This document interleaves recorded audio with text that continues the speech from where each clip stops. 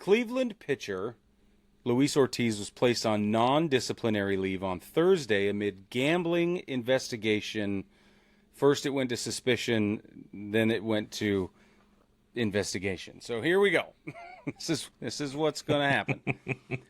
He is on leave through the end of the All-Star break, which is July 17th.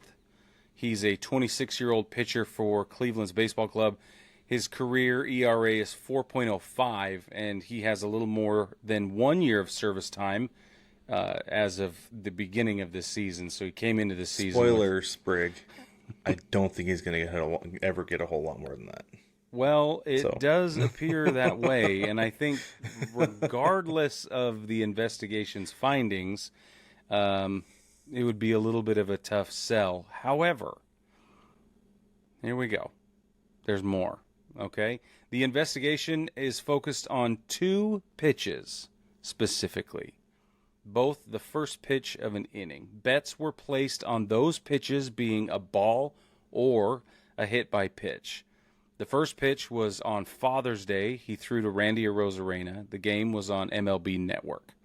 The second pitch was Friday, June 27th on Apple TV Plus, and both of the pitches that were thrown were sliders,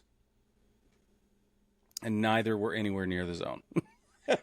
No, like not even close. Yeah, not even close. So if you look at the plotting chart, right, the graphic that shows you where the ball is in relation, came in relation to the strike zone, then every slider he's thrown this year looks somewhat, right where they're supposed to. A slight margin for error, but basically where you would expect sliders to land for the most part. But only the first one of the 2 in question isn't that bad, right? But the second one, if you look at it, it's surrounded. There are several around it.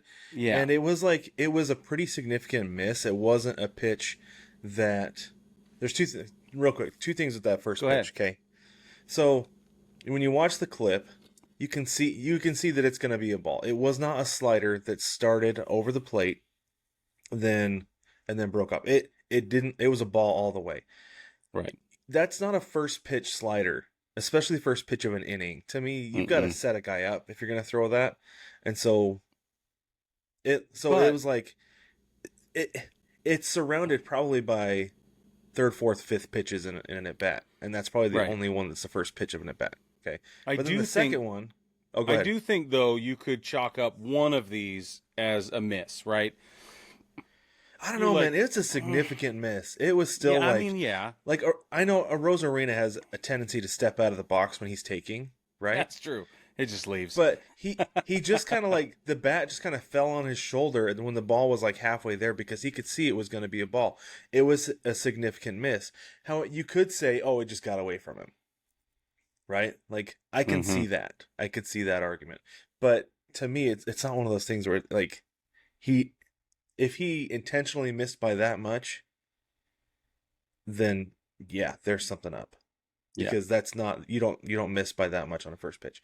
But the second one, it's his biggest miss of the year. Right. He basically spiked it. It bounced in front of the plate. Like that was a big time. And then the other thing I found another chart that plotted his arm angle on every pitch. And this is the other thing about that first one, is that the first one, being not that big of a miss, however, his arm angle was way different than any other pitch he's ever thrown this season. Like everything fits into a circle, probably about this big. Brig, what's that, like 2x2? Yeah, right the size of a baseball. And it is maybe like a racquetball. At least that's what it was on my screen. On your phone, it's going to be a lot smaller. But anyway, so it was that, and then there was one like way up, out, and away from everything else. Right? Like, it's like he wasn't even trying.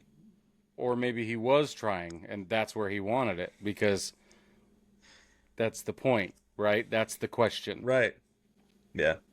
So, yes, you can miss, and yes, your arm can do a crazy thing once in a while. Like, I get it, but I don't think it's that big a miss Right. That's you can't the thing. justify it, right? That's the That's thing. why I is think like it might be on purpose. Yeah, you can miss by some, but your arm angle is not going to be outstanding by that much.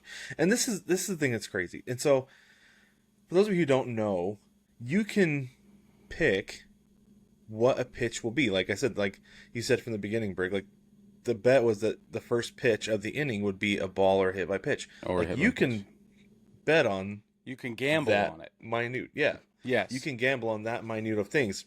Yes. Like you can gamble on the outcome of an at bat, but you cannot do it when that player is within the next. I think it's within the next 3 batters, because I learned this because I was at a Diamondbacks game. Fernando Tatis Jr. was getting ready to walk into the box to start the game. He had not stepped into the box, and I was like, I have a hunch he's going to hit a homer. Pulled out my phone. I wanted to place a bet real quick. Could not because he was due up. Right. Okay. Which to me makes perfect sense, because if you're watching the game at home, there's just enough of a delay, especially if you're streaming. There's probably about a minute, and you have somebody at a game like, hey, whatever. But I think that this kind of stuff could easily be eliminated. Like, because players are trying to get in on the gambling by having their friends place props or by trying to manipulate these. Yeah. Because in the NBA, we've had several guys over the last couple of years who are goosing their stats. Like one guy pulled himself from games so he would hit the under, right? Wow. Like, I didn't know that. And it would be super easy. Yeah. That was last year. Then there was another one just this year, a similar situation. And so, just get rid of prop bets. Yeah. Yeah. Right? Just get rid of, because the reason that these exist is to create a gambling problem, because you have immediate, quick gratification or the need to chase immediately. Right? Right. So I'm fine if you want to do like I'm saying get rid of even like over under strikeouts. But if you want to have like home runs, if you want to have like score after 3 innings, whatever, something like that, like that's fine.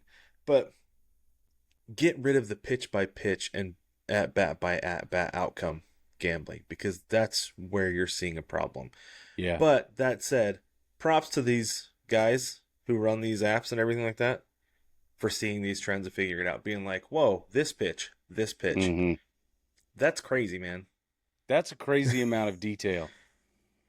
That's what they get paid for. That's what they get paid to do. Which I love. So I wanted to know just now, how much money do prop bets make, right? So what percentage of the gambling pot of money is made up in prop bets? I could not find, this is rapid fire, I could not find an answer off the top of my head with Google for Major League Baseball. But according to this National Football Post, whoever that is, prop bets can make up as much as 15 to 20% of overall NFL handle for online and mobile sports books. That's a significant. Yeah. They're not going to get rid of prop bets if it's bringing in 15 that's what I'm saying, or 20%. You can keep some. Yeah, right. Like I said, home runs, score after certain innings, and things like that. But I think you've got to kind of whittle it down a little bit. Identify the ones that players can easily manipulate. There you go. And get rid of some of those. Like this one, like first pitch of the inning. It's shady, man. Yeah, it sucks. So all right, because the thing too is, this last thing is, there are no prop bets in college sports for that reason. That's right. That's why. Makes a lot of sense.